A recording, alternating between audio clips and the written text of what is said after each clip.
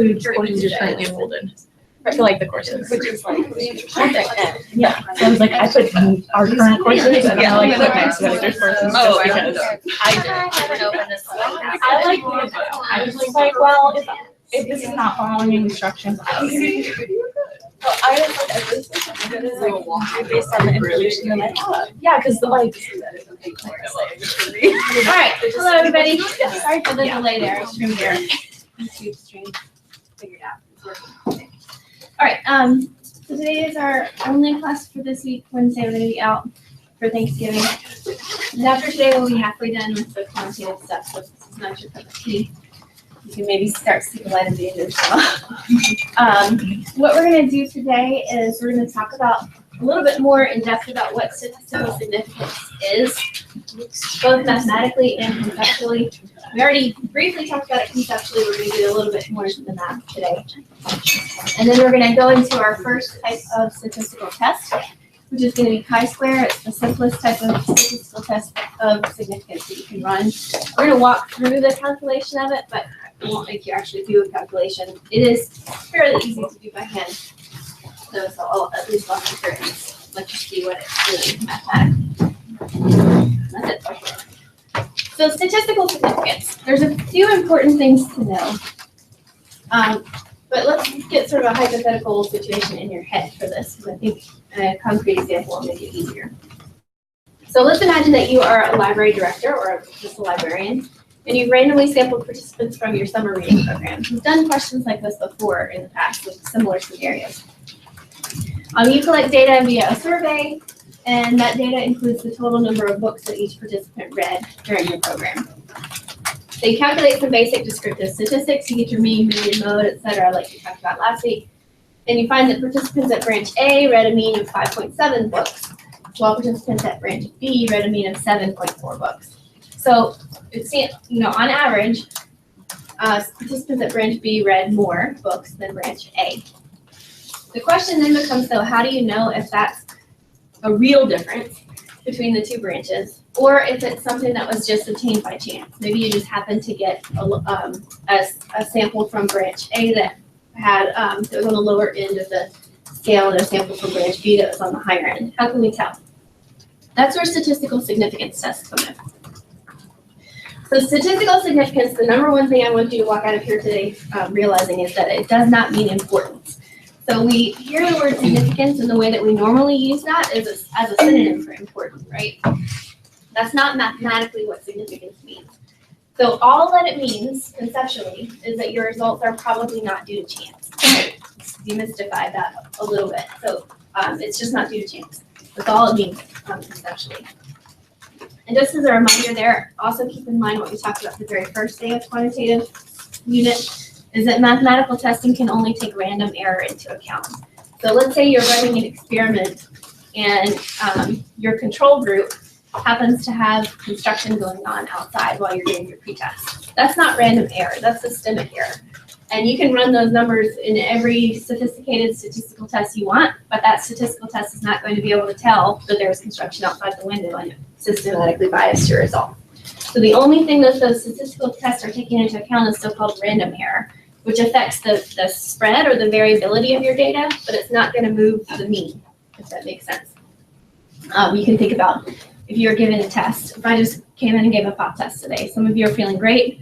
You might score a little higher than average because you're feeling good. You've just eaten, whatever. Some of you might not be feeling that great today. Maybe you're tired, didn't get a good night's sleep. That's random error, right? Some above the mean, some below the mean, but in general, it averages out to 0. It's just going to affect your spread. All right, so when we report statistical significance, it's always in terms of p-values, no matter what test you're running. So that's nice that that terminology at least doesn't change.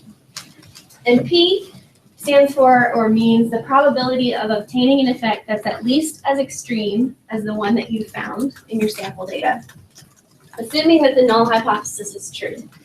So again, can someone remind me what the null hypothesis is? There's no relationship. Yeah, the null hypothesis says there's no relationship between the two variables that you're testing.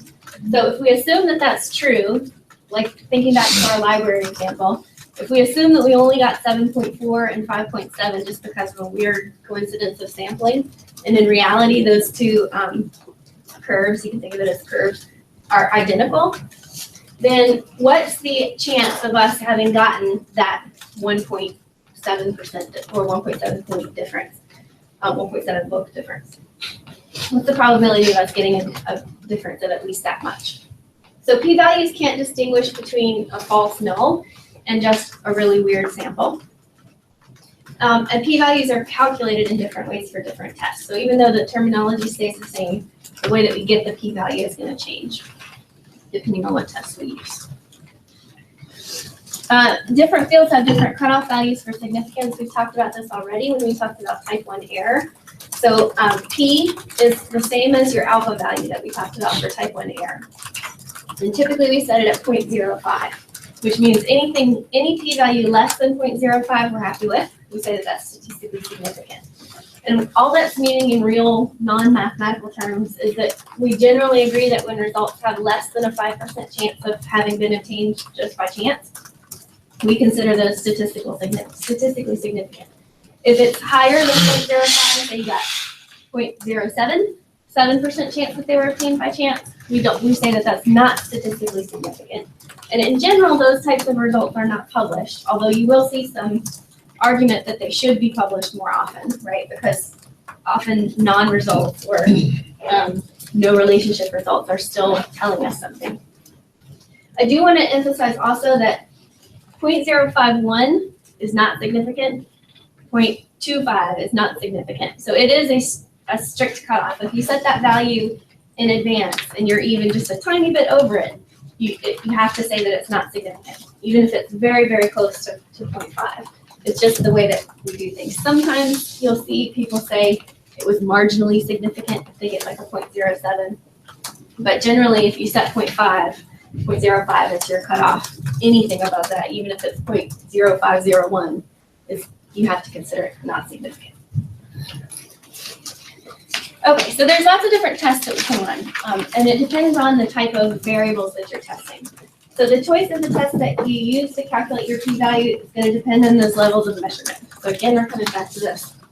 You have to be able to figure out whether your independent variable and your dependent variable are nominal, ordinal ratio, or interval ratio. So the most common tests and the ones that we're going to cover in class are these four. So you have the chi-square test, which is what you would use if you have a nominal independent variable and a nominal dependent variable. So that one is not actually comparing means, it's just comparing counts among different categories, and that's what we'll talk about later today. A t-test, which is what you would run if you have a nominal independent variable with two categories and an interval or ratio dependent variable. So think about if you were looking at the difference in IQ scores between men and women, your independent variable would be sex, male or female, two categories, and your IQ score would be your dependent variable. ANOVA is similar to t-test, but you use it when your independent variable has more than two categories. So say that you wanted to look at, information literacy scores between freshmen, sophomores, juniors, seniors. So 4 categories for your independent variable. And then finally, correlation and regression analysis. That's when you have interval and ratio independent and interval and ratio dependent variables. With regression, you can also have multiple independent variables, so it can get complicated. In general, we're going to go into the most mathematical detail with chi-square and then the least down here, because as we go down this list, the math is getting much more complicated. But for you, it's really not, because you would just, for the most part, be plugging these into a computer program, which is what we're going to do at the end of class today. But we will actually go through the formula for chi-square and walk through the numbers. For t-test, we'll talk about what the formula is doing, but we won't actually walk through it step by step. Same thing for ANOVA. And then for correlation and regression analysis, we won't even do that because it's very complicated. I'll just show you the formula. All right, so basically all of these tests, regardless of which form the test is, what type of test it is, all of those tests are assuming that the null hypothesis is true. And they're telling you the probability of obtaining whatever difference you observed in your study just by chance. So in other words, they're comparing your data to to some hypothetical data set that would be true in the case of the null hypothesis. So essentially what these tests are doing, this is important, is they're creating or they're imagining, if you want to give agency to a mathematical formula, they're sort of imagining what the data would look like if in fact there were no real relationship there. And then they're comparing your data that you've input to that hypothetical data set. And they're saying, is the difference big enough? That's what this tests are doing. Every test, regardless of whether it's chi-square t-test, ANOVA, et cetera. These are the main four, but I do want to mention there are lots and lots and lots and lots of statistical tests. At the end of this unit, I'll give you a nice list that has the rest of them. But yeah, there are lots of others. These are the four most common. All right, some of you are visual people, so I'm going to show you statistical significance in visuals as well. I'm a visual person. What this little GIF is doing here is illustrating what happens if you repeatedly draw samples from a population and take the means. So let's say that you repeatedly drew samples of 100 and got their IQ test data. Most of the time, you're going to find that the mean of your sample of 100 people is very similar to or at the mean of the entire population. So it's most common to get a mean that's in the middle or very close to the true value of the population. It would be much less common to get a value that's either really, really high or really, really low. So in other words, what type of curve are we approximating here? Remember the name of that? Normal curve. We're making a normal curve. I told you these come up all the time. So you have most means in the middle, fewer means on the extremes. What statistical testing is doing is assuming that null hypothesis is true, finding a sample with a mean that's in these little tails over here would be really rare. In fact, it would be considered statistically significantly rare. So this is the highest 2.5% of your data. This is the lowest 2.5% of your data. If you found a sample mean that was in that shaded region, it would be considered statistically significant because 95% of the time you would expect to find a mean somewhere in this big white area. Does that make sense? Okay, so finding a sample mean that falls in the outer extremes of the distribution would be rare. In that shaded area, 2.5 here and 2.5 there represents statistical significance at the 0.05 level. So sometimes you'll see this called the critical region because your mean has to fall in that critical region for it to be considered statistically significant. If you had set your alpha level or your p-value at 0.01 instead of 0.05, then this shaded region would just become much smaller. So you would only have the very, very tails. You have the top 0.005 and the bottom 0.005. All right, and this is another example for you visual people. Comparing means of two ratio level variables. Let's say that this is, just to be simple, height of women, we'll say, because it's lower in the blue, it's going to be confusing, and height of men. What we want to see is that statistically significantly different? When we're comparing two sample means, so for example, our library books, the branch, different numbers read at branch A versus branch B. We're not just looking at the raw numbers, we're actually looking at the spread, the curve, the whole, every data point. And we're seeing how much they overlap. So somehow we want to quantify that degree of overlap to figure out whether our difference is statistically significant or not. So the sample means have to be different enough from each other that we can be at least 95% sure that the difference wasn't due to random chance. And what that would mean in visuals in this case is the mean of one of our curves has to fall in that shaded region of the other. So this would be considered statistically significant because we've got a mean here that's falling in the very outside of this other curve. So the magnitude of the difference matters. This would be, I don't know, like 1.25 difference, just from 0 to there. But it's not only the magnitude that matters. So also the spread of your data also matters. So imagine if we had, instead of two narrow curves, we have two really fat squash curves. This time, if we do the same magnitude of difference, so we're still pulling one over about 1.25, this time if you follow that down, it's no longer in the shaded region. We've got lots more overlap here. So we're less confident that that's a real difference and there's more uncertainty, maybe we just got two weird samples. Does that make sense? So your sample size matters also because larger samples have smaller standard deviations, they have narrower curves. If you think back to our formula for standard deviations, your sample size here is on the bottom. So as that gets larger, it's going to make your standard deviation smaller, i.e. narrower curves, more like this than down here. So it's easier to find statistically significant differences for large samples. We'll see more examples of that when we do the test. Okay, so this is our little check-in. We're not going to do like a question here, but do you think that you can explain what statistical significance means mathematically and conceptually? What I'd like you to do is think about it on your own. Turn to somebody and see if you're agreeing. And this is like my official answer is in the notes area of this slide, so you can check there if you're totally confused.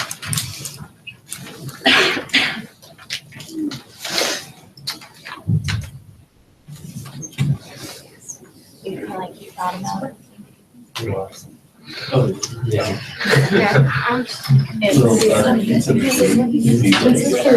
From what I know, and what I believe. Statistical significance represents.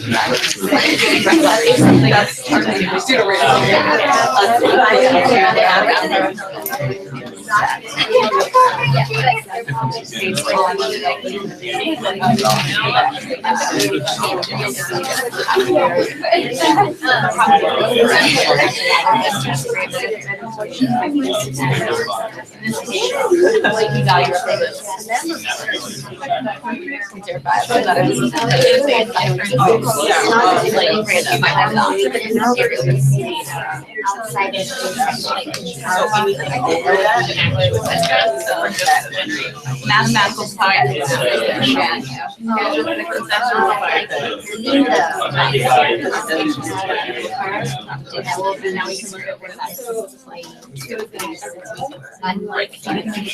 Or whatever. There's a difference. It's just really normal. Just because there's a difference doesn't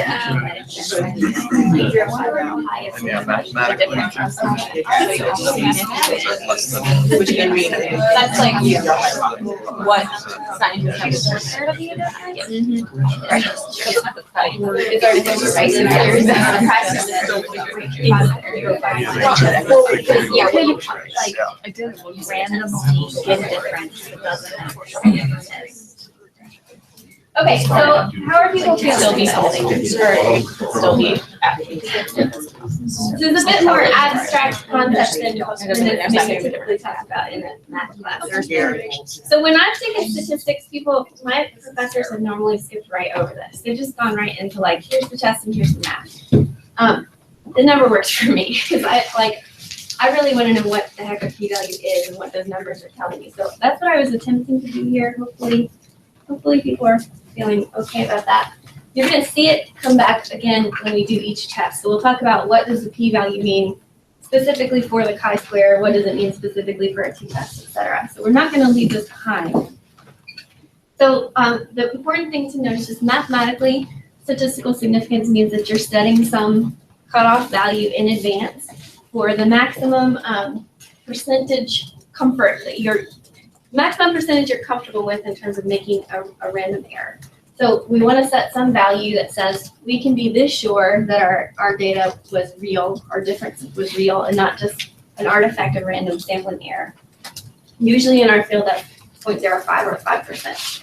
Conceptually, just keep in mind that it does not mean something's important. So if you take, especially in very large samples, so let's say that we had a very large random sample. This is in the field too, 5,000 people. So that's huge in terms of random samples. And we were testing IQ scores. We found that women in our sample had an average IQ of 100.2, and men had an average IQ of 99.8. So, and it's statistically significant because basically any difference at that sample size is going to be statistically significant. So it is a real difference. All statistical significance means it's not likely to have occurred by chance. It's real. The bigger your sample size is, the more confident you can be that it is not just due to chance. But 0.4 points difference on an IQ test is probably practically meaningless, right?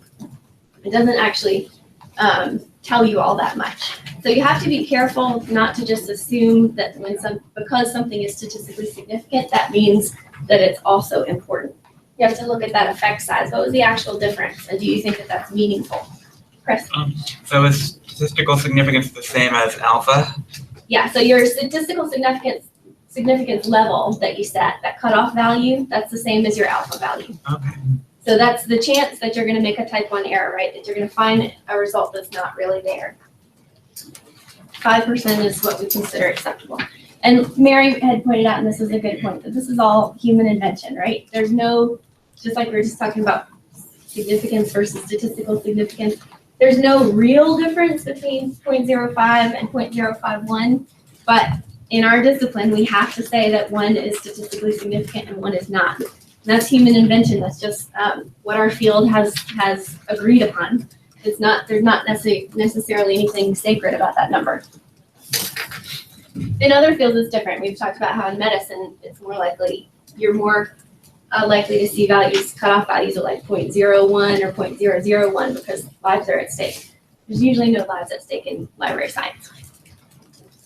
It's not based on a statistical test. Okay, so chi-square tests. These, I think, will be a good introduction to the test because they are fairly straightforward.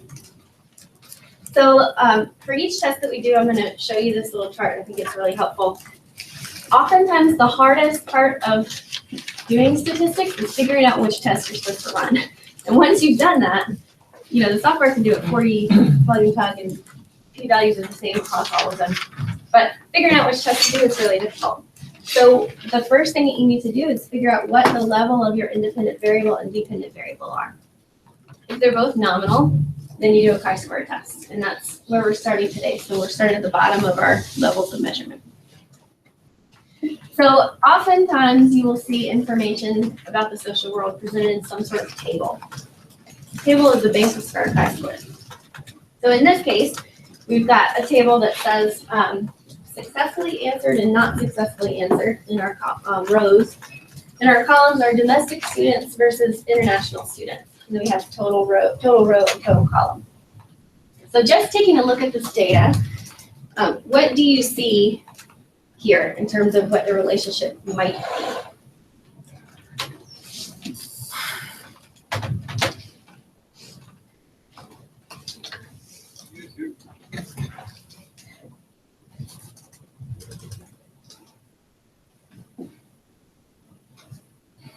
Anything that you notice is fine to say. Even if it's not a conclusion, but just something that you see in the chart. Yeah, Katie. Domestic students answered successfully more often than not, but it's the opposite for international students. Okay, so so domestic students received more successful answers, so a higher number of their queries were successfully answered. For international students, a higher number of their queries were not successfully answered. So it looks like something might be going on here. It looks like the status of students in terms of domestic or international might be playing a difference in whether their reference questions are successfully answered or not. So we can quickly sort of just see that from the table. We can see that reference librarians successfully answered more questions posed by domestic students than international students. But there were also more queries from domestic students than international students, and this chart hasn't really taken that into account. So what we're wanting to ask is that difference statistically significant? Or is it just something that we've sort of obtained just by chance? The chi-square test is how we would answer that question. So the most common use of the chi-square test is this use. We want to see whether two categorical or nominal variables are related. So in other words, does one depend on the other? In this case, does the chance of having your question successfully answered depend on whether or not you're an international student? So the chi-square test can only test whether two variables are independent. It cannot tell you which is greater or less. For that, you have to actually look at the raw numbers in your table. So that's one limitation. We'll come back to that later when you see what the results look like. So in our example case, our question is whether the likelihood of obtaining a successful answer to a reference query is related to whether the questioner is an international student. So we have successful answer, yes or no. That's a nominal dependent variable. And we have international student, yes or no. Nominal independent variable. And the null hypothesis would be that there's no relationship between the type of student and the success of the query. So the two variables would be independent. So what the chi-square test is doing, I told you this is what all statistical tests do. The chi-square test does it explicitly. The chi-square test is going to actually create a data set that would be expected if there were no relationship between our variables. So in other words, if the success of your reference query wasn't related at all to whether you're an international student, what would that table have looked like? That's what the chi-square test is going to calculate. So it's a comparison of observed values to expected values. So how many of something were expected and how many did we actually see? And then after that, once you get your expected and observed values, you can calculate the chi-square statistic in a fairly straightforward way. So you look at each cell, and for each cell you calculate the number that were expected minus the number you actually saw. You square that result, and then you divide it by the number that were actually expected. And you're going to add each of those values up over every cell. In this case, we have 4 cells. So as you can imagine, as your table gets bigger, let's say we had a 3x4 cell instead of a 2x2 cell table, rather. Our chi-square would also get bigger, right? Because we're adding more things. This is sum over all cells. If more cells equals a higher number. That'll be important a little bit later. All right, so once you've gotten your chi-square statistic, what you have to do if you're doing it by hand is you have to look at a chi-square table to figure out whether it's statistically significant or not. So we would then compare our value to a chi-square table, which looks like this. It looks confusing at first, but the important part is this. These are different statistical significance levels. So we're looking at the 0.05. And these in this column here are what's called critical values. Remember I said that the bigger your table is, the higher your number will be. What we've calculated is the ratio. So we want to be able to compare that ratio across to the ratio from other tables of the same size. So the DF value here is going to be a way to control for our table size. All DF is, in the case of a chi-square, is the number of rows minus 1 times the number of columns minus 1. We have a 2x2, so that's 2 minus 1 times 2 minus 1, which is just 1. So we'd be looking up here. But if you have a very large table, you might be farther down. So if we find a value that's greater to or equal than the critical value in the table, then we can say that our values are statistically significant at whatever level we're interested in. Then it's statistically different than what we would expect to see if that null hypothesis was true. We're going to walk through this for our table. So to get your chi-square values is a very simple formula. It's just row total times column total divided by the total sample size for the whole table. So what it's doing is it's trying to take into account differences between frequencies. So if you had 500 queries from native or domestic students and only 50 from international students, obviously you would expect a higher number of successfully answered questions from native students. This is changing those into more expected counts just based on the divisions in your sample. So in this case, we've got, here's our row totals, and here's our column totals, and here's our total in for the table. So calculating it's fairly straightforward. So for native students, let's put this back up here, for domestic students, if we wanted to figure out the expected number of questions that were successfully answered, we would simply multiply the row total, which is 104, times the column total, which is 125. And we would divide that by the total, 194, and we get 67. So in other words, if the null hypothesis were true and there were no relationship between student status and successfully answered questions, we would expect that domestic students would have 67 questions answered. As you can see, they actually have 74 questions successfully answered, so they're doing better. We can do that for each of the cells. And what we come out with is this. So as you see, there's little less than twice as many domestic students as international students. And those same ratios you can see in the expected count. So it's just equalizing everything, assuming that null hypothesis is true. All right, then we just plug those numbers into our chi-square formula. Plug and chug, as my math teacher used to say. Okay, so it looks like that. So expected minus observed squared over expected for each of our 4 cells. And we come up with this, 4.43. Then we look back at our table. We're at the 0.05 level, so that's what we're interested in. We do number of rows times number of columns minus 1. We get 1. Our critical value is 3.84. Our value is 4 point something, so is it higher than 3.84? Yeah, so we can say our results are statistically significant at the 0.05 level. Was our result higher than 6.64? No. So the best we can tell from this table is that we're somewhere between 95 and 99% sure that our results were not achieved by chance. Chi-square tables aren't meant to be totally exact. If you actually ran this in statistical software, which is what you would be doing 99.9% of the time, they'll give you an exact p-value. I think in this case it's 0.036, which means that we are, what would that be, 96.4% certain that our results were not achieved just by chance.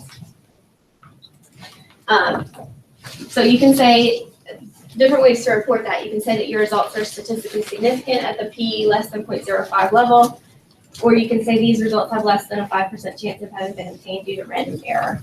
You can be confident that's the real difference. All right, there are some limitations of chi-square. It's simple, but there are some big limitations to it. First, it's obviously just due to the nature of the test, it's limited to categorical and mutually exclusive variables only. So each observation can only fit in one of your table cells. If it fits in multiple, chi-square is not going to work. It tells you if something is going on. So it will tell you, yes, there is some statistically significant difference in your table, but it doesn't tell you which cells are significantly different from which other cells. To do that, you have to actually look back at the table and figure it out on your own. So it doesn't tell you the direction of the difference. It doesn't give you much information about the strength of that relationship or its importance.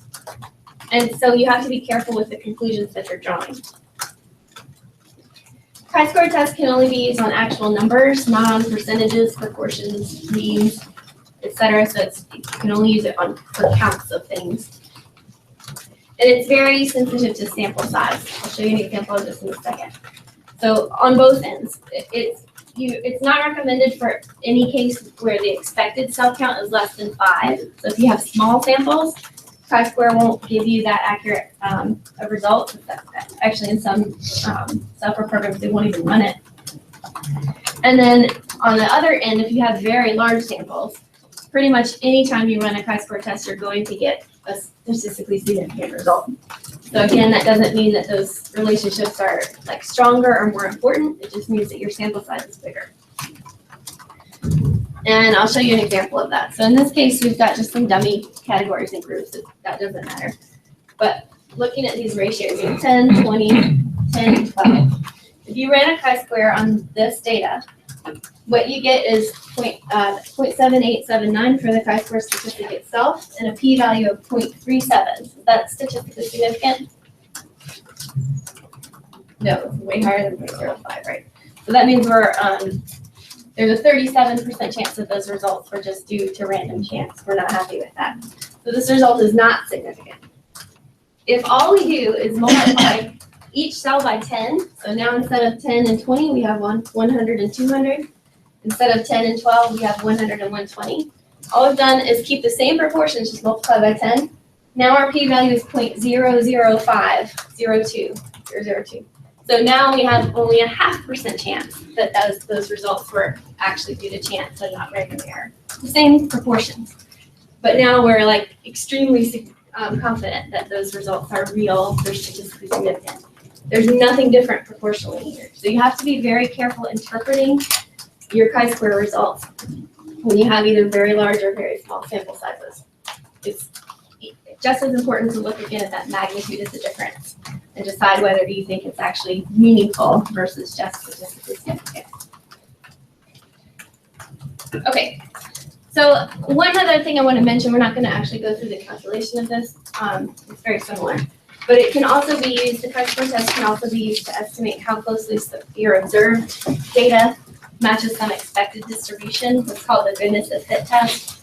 So for example, if you wanted to see if a die was loaded, like if someone's playing a die game in a casino and you think that the die is loaded so that it always rolls on 1. You can observe the frequency of each roll, 1 through 6, and then compare that to the expected frequency, which would be an even chance for each number being rolled. So it's the same, mathematically it's very similar. This one's not as common, and I can't really think of a great example of when you would use it in LIS, but just so you know that it's there.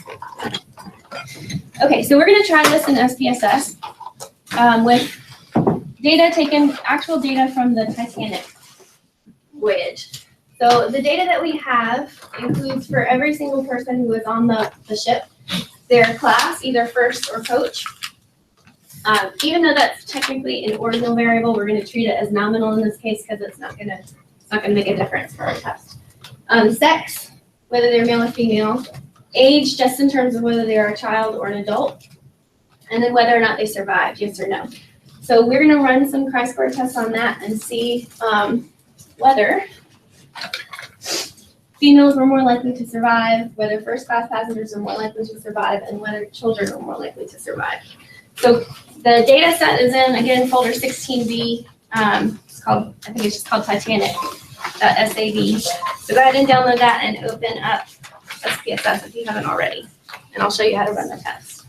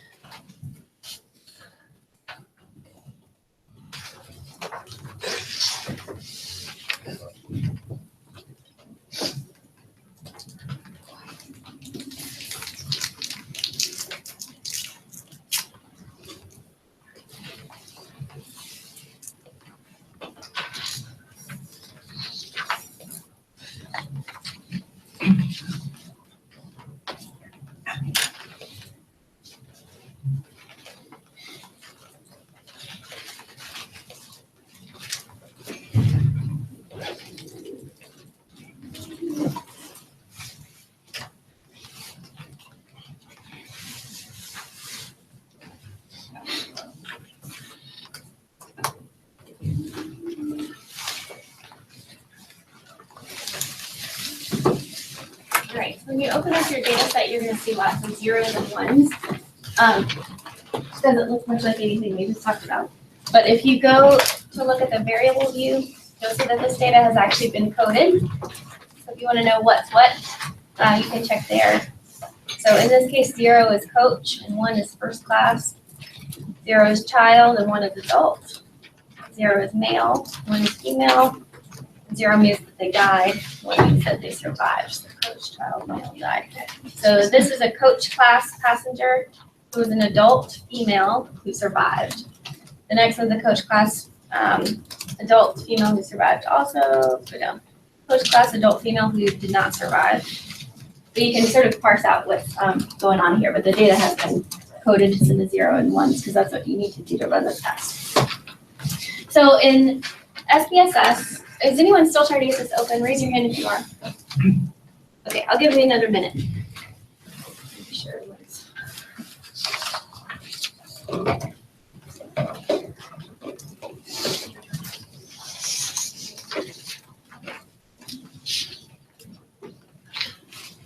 got it.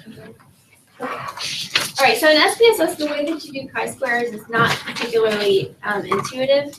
You go to analyze, that's where pretty much everything in SPSS is. And then you have to look at descriptive statistics crosstabs, which is, again, not super intuitive. You can actually put all three of your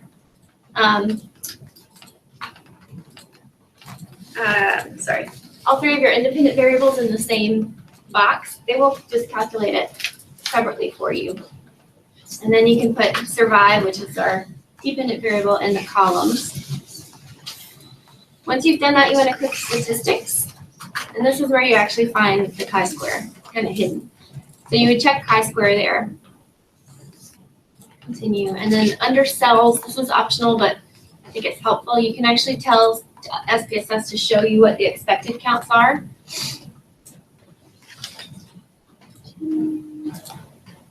And then you can also tell SPSS to, if you want, to give you bar charts to go along with it. That's a good way to, again, just visualize your data and double check to make sure that you get the fullest picture possible of what's going on.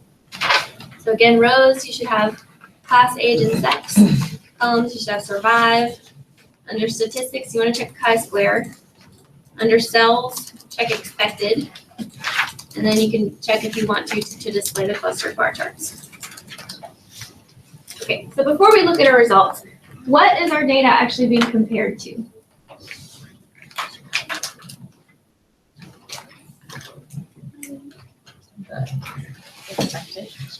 The expected counts. Expected is what we're treating.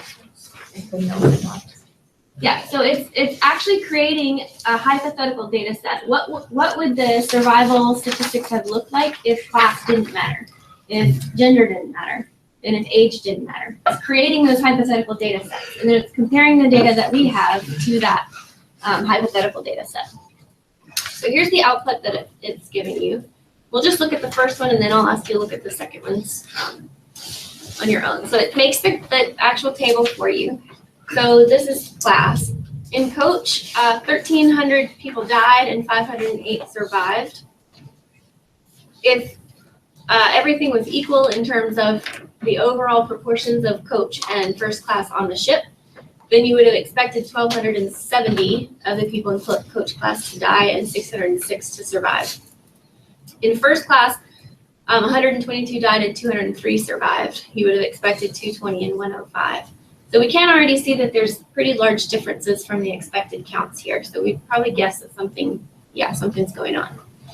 So if we look down here at this chi-square test, the number that you're looking for in terms of importance is this exact sig two-sided. So we have 0.000 there. What does that mean? Very, very, very small.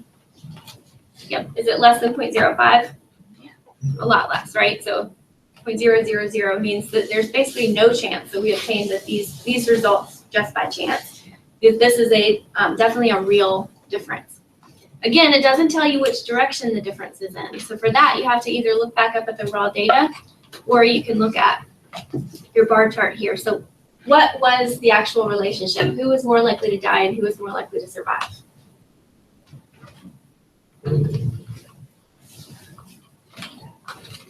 Coach was more likely to die, and first class was more likely to survive. Mm-hmm. So you would report this by saying exactly what Katie just said, which was coach did play a significant role in who lived and who died, or class, sorry, played a significant role in who lived and who died. Passengers in coach class were more likely to die than passengers in first class, and that difference was statistically significant with a p-value of 0.000, and that would be reported.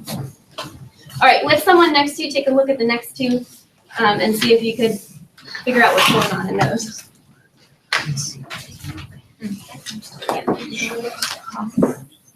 Amanda, are you able to use that?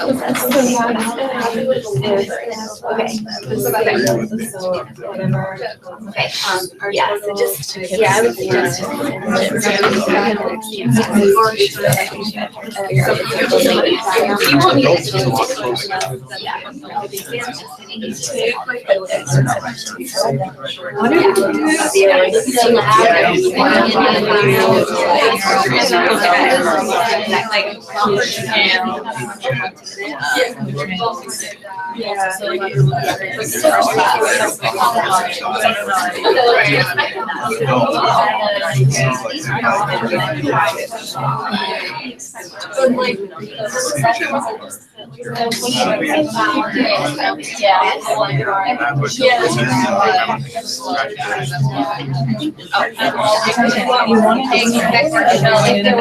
First, like that wasn't actually supposedly the women children go first, like wasn't actually a thing most of the time, but somehow it happened during the Titanic. Actually, maybe it was more. I mean, it's treading water, right? Thank you. Okay. So.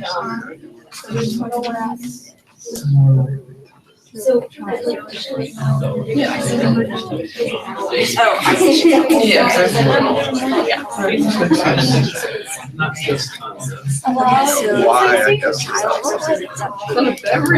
was thinking about like.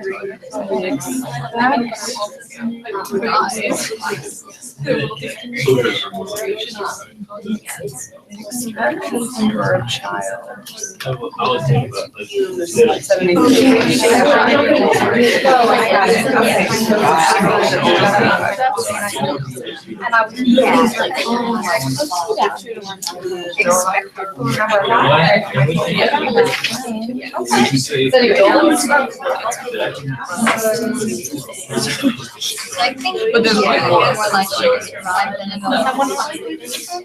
Also, it's pretty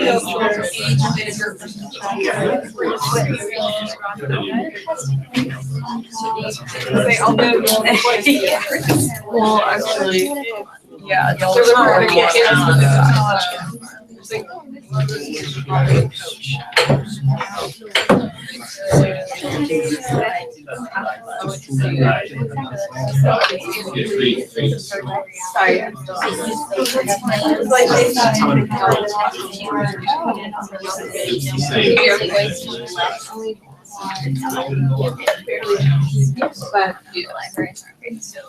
So I wanna, if I can interrupt you for just a second.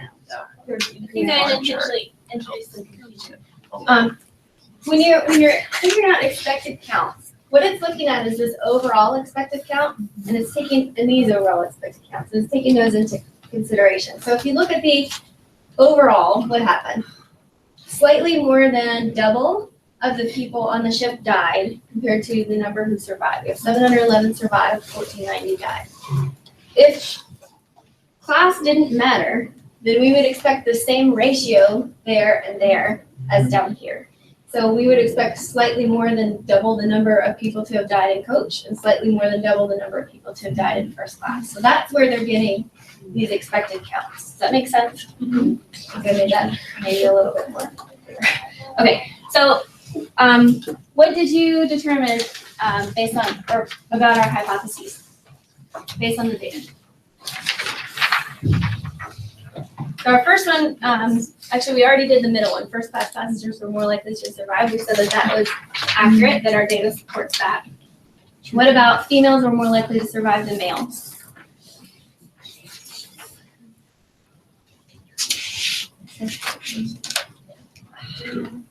Yep, that one's also true. So again, you're looking at this exact significance, it's less than 0.5. And then to figure out which direction it's in, whether females or males were more likely to survive, you could either look up here at the table itself, or you could look down here. And you see that, yes, females were more likely to survive than males. And what about the last one? Children are more likely to survive than adults.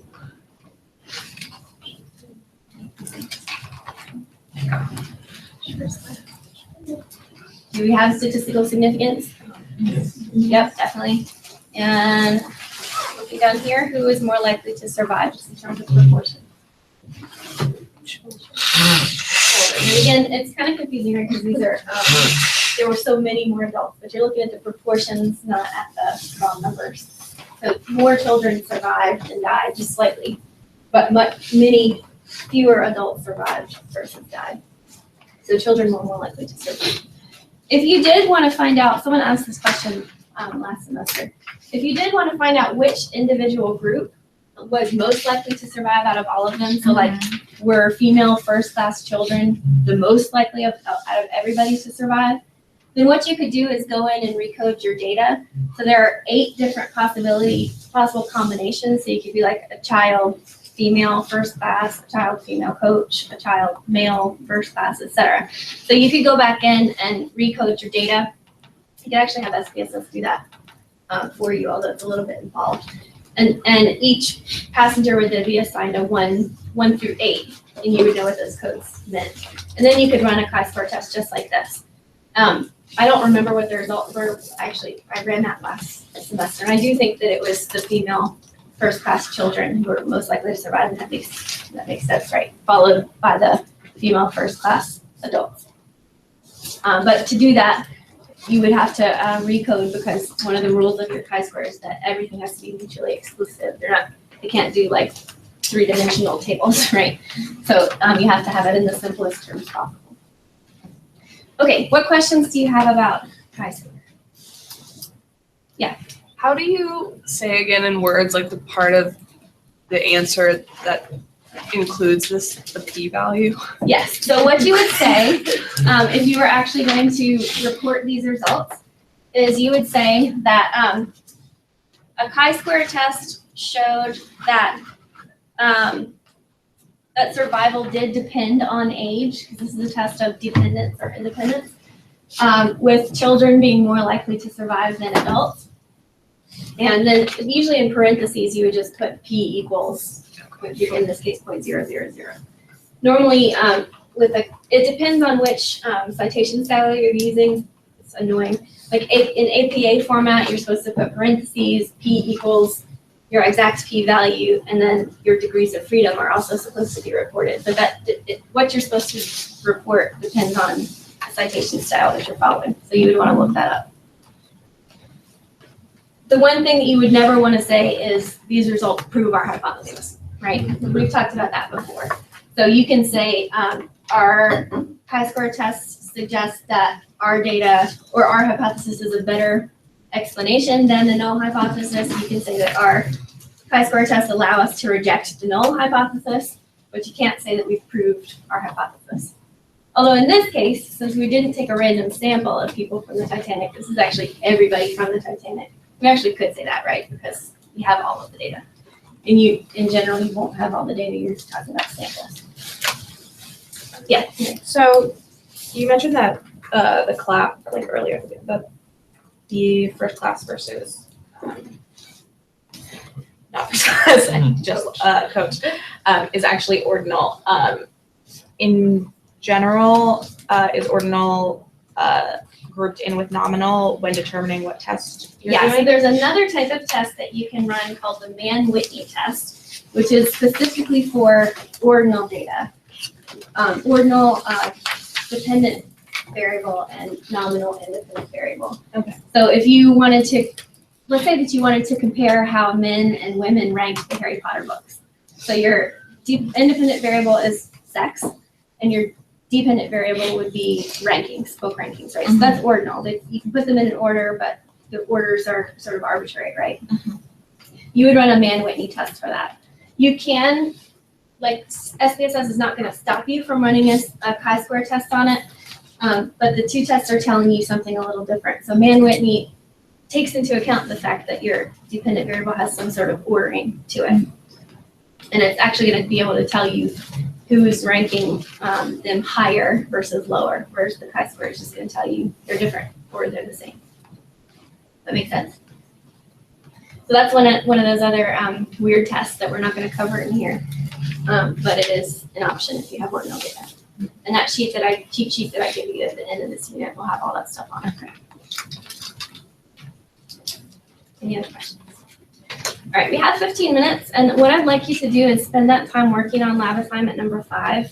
At this point, you should be able to do about a third of the questions on there. There are some questions where you can do individual parts, but you won't be able to do the whole question until after Thanksgiving. So go ahead and pull that up. You should not need SPSS to do anything on the lab. You can work together, so feel free to discuss and share answers that you've already come up with. This one's being graded on completion. I'm not going to go through and tell you whether it's right or wrong. I'll give you a key at the end. But I don't care if you work together on it. So please work together on it. And just raise your hand if you want me to come by and help.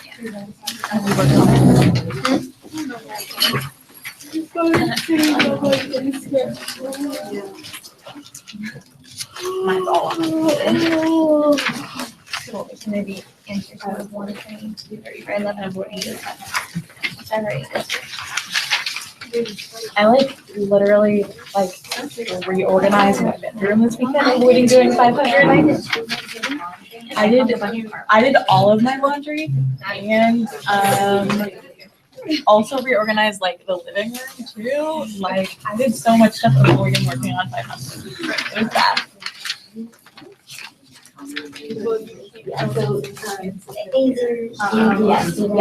So we know what a type 1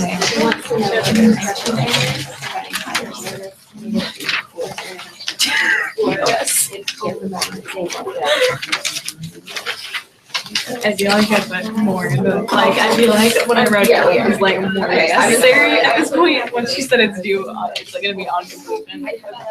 But whatever. It's not very much. At this point, you really can do most of it. Question A is the only one that you have any math for. What? No, because I can't do it. I literally cannot say it even now. Let's think about what. I did question 4, which is No, my God. I'm just totally working on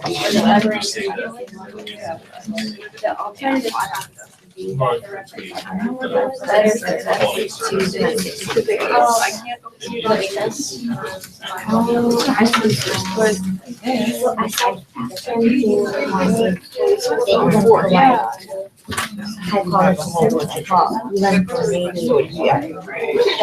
So her, she provides weather record playground provide higher quality service. She's no, that it doesn't matter. International.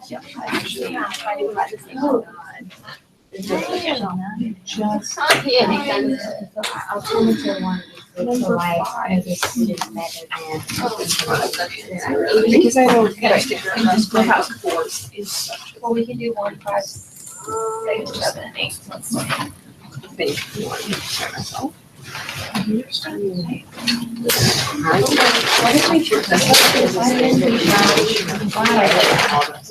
Yeah.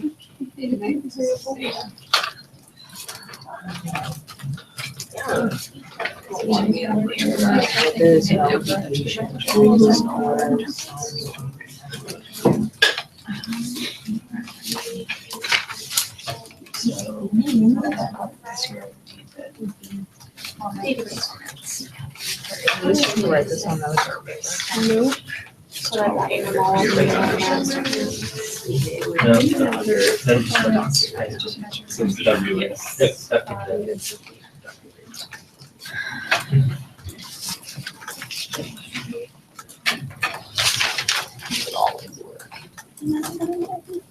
Save.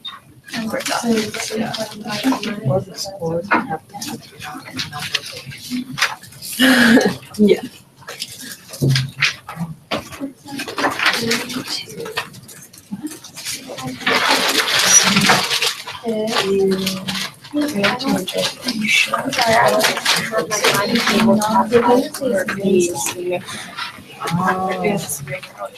So that's why not a significant relationship I mean, it's either. we're talking about education, right? I answered they're using different phones. So are they gonna show that there's not a significant which one of them are actually on the sheet? So we would have found that there is a lot. Yeah.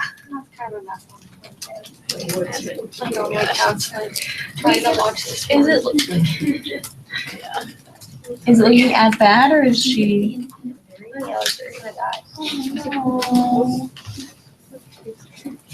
Well, she had a good life with you.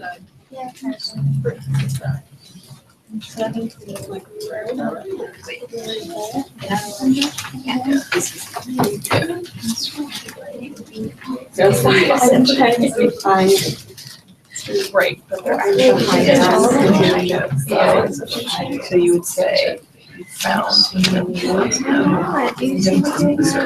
actually.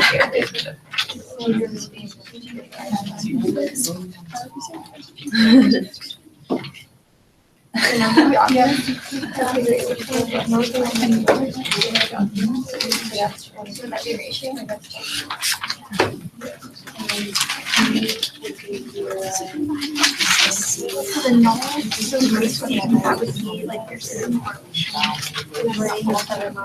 your alternate would be that your spends are less, but you're not going to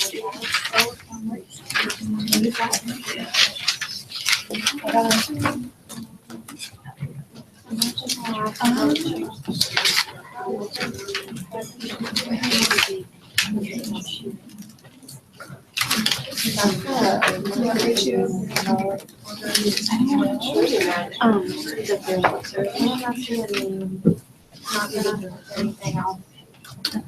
Possibly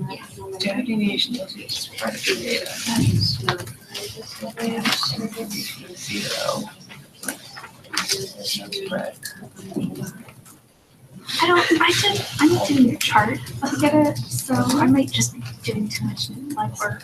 Okay, so Kind of fill out the chart. So then.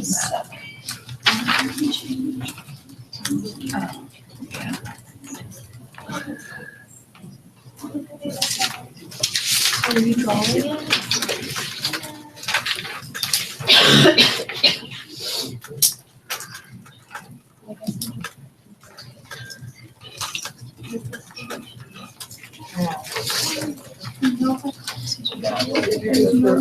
Oh, it's just,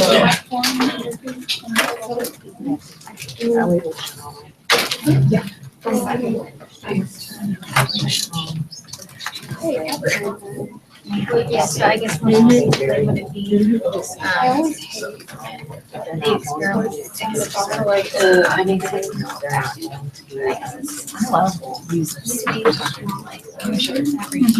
oh, no, wait.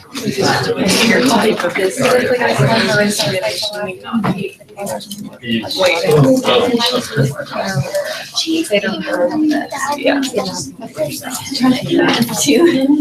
Just so, yeah. That would make me like.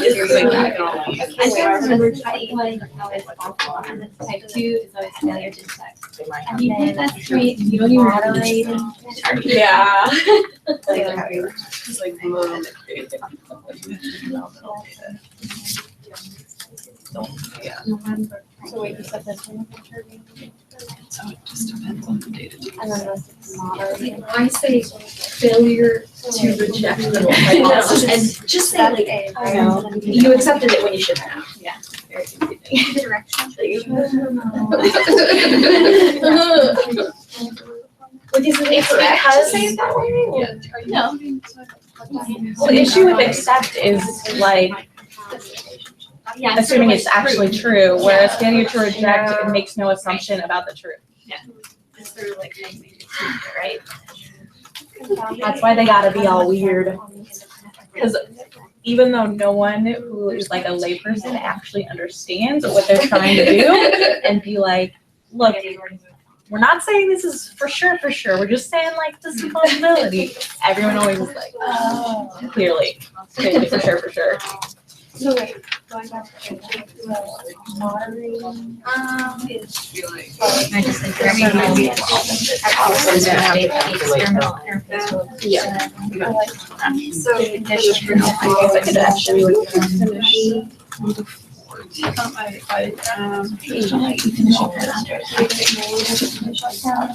Use this. intervening. Are you done here? First one is proposal. Technically, I don't know. depends on Assume other people are more responsible than I I don't have to worry about that one. Okay, you have to choose. It's a male that I am unable to. Like what type For sex, it's not I mean, which table? like, we gotta choose. Yeah, I mean, I just don't know where. Oh. Okay, I'm not sure. Just like some years of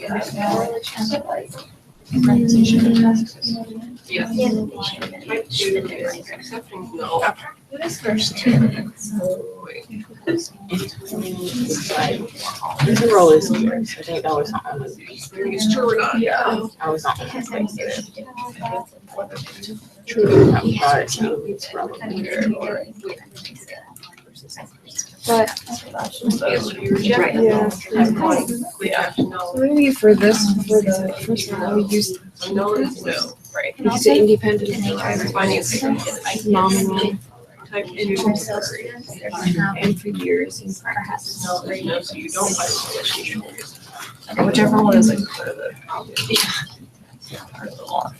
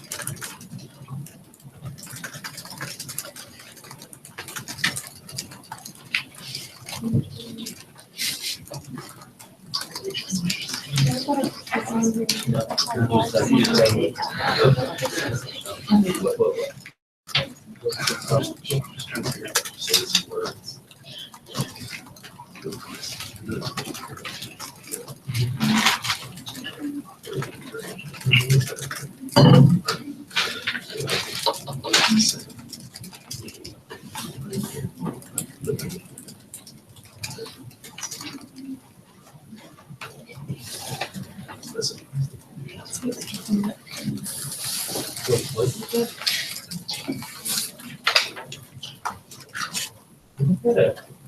Because it affects their artificial intelligence based on whether they took it based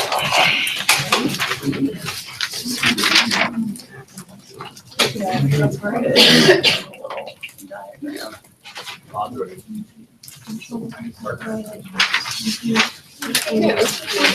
The first question. Type 1, type 2.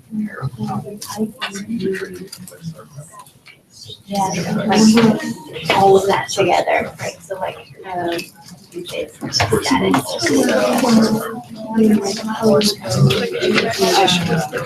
So in there's no, yeah, I do not remember. Probably in my study guide. Like arbitrary numbers, like class. I only remember the question. And then you can have it, five different numbers together, so you can do a variable. That's like class based and then each of those have a unique value based on whatever arbitrary codes you set here. And then you can make those. Well, you have to go through all the books. Something that affects this relationship. Yeah. What I got was for each cell. Then you would just run the exact same price for your Let me say write status that can vary as your grow high. And it all it would tell you, it would say, yes, there's something going on in another town. Hold on one second. No, it'll just have more expected count. But you know what you can do is, I think I saved it last year, and I did this, I'll put it on the side, that way you just add it here and after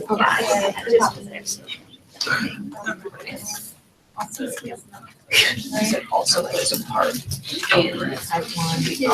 just in case you're interested, I'm gonna put the sort of extra credit, chi-square analysis where I did all 8 different categories. I think I saved that last year when I did that, so I'll put it on Sakai just in case anyone's interested in seeing it. I'll just save the output as a Word document and upload it up there.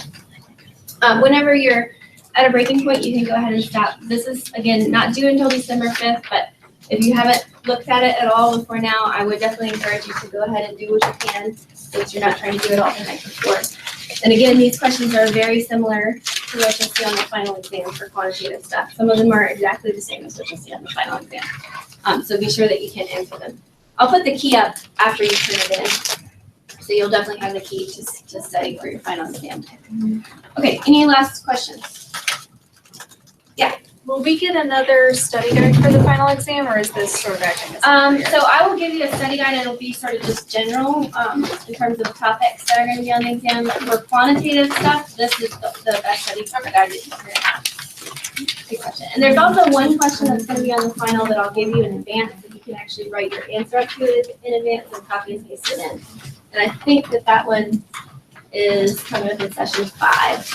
I know it's on sample size, so I believe it's session 5, Wednesday of next week. Okay, have a great Thanksgiving. Get in touch if you need, if you have any questions in between. Otherwise, I'll see you on Monday.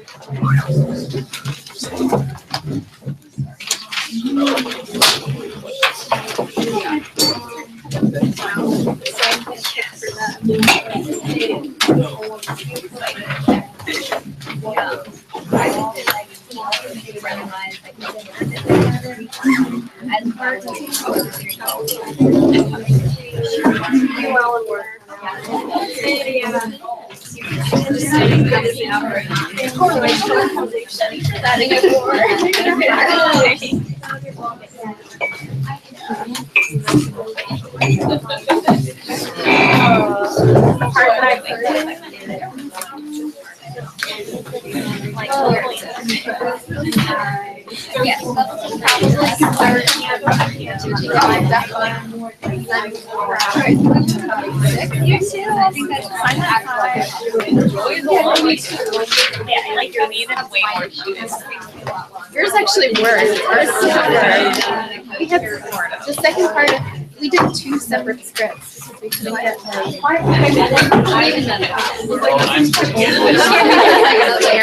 don't know if I need easy information to load without me manually loading it. Yeah, we did that too. Yeah.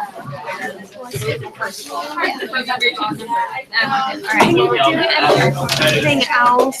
Leave a balance tomorrow afternoon? I'll take a look at it on the board. What time do you get on the board? Well, I'm doing that usability test. Never. I wish we had just like 30 minutes we could. Usability test in real life now.